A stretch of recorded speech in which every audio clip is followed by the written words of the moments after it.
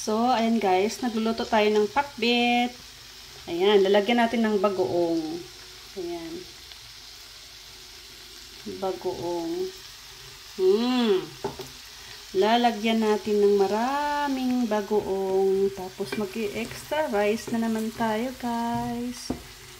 Ayan yung ating ulam ngayon, pakbet. So, ayan na nga guys, yung ating nilutong pakbet ay naluto na.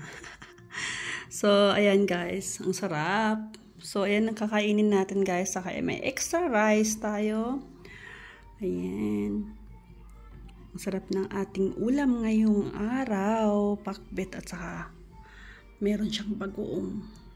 Dinamihan ko yung bagoong guys. Kasi mas masarap pag maraming bagoong. Ayan. Si Kalbo naman, ayun, tumakbo na. Ayaw niyang kainin tong pakbet kasi merong bagoong. Pag maamoy kasi guys, ayaw niya nang kumain. Kaya ayan, umalis siya kasi mabaho yung amoy ng bagoong para sa kanya.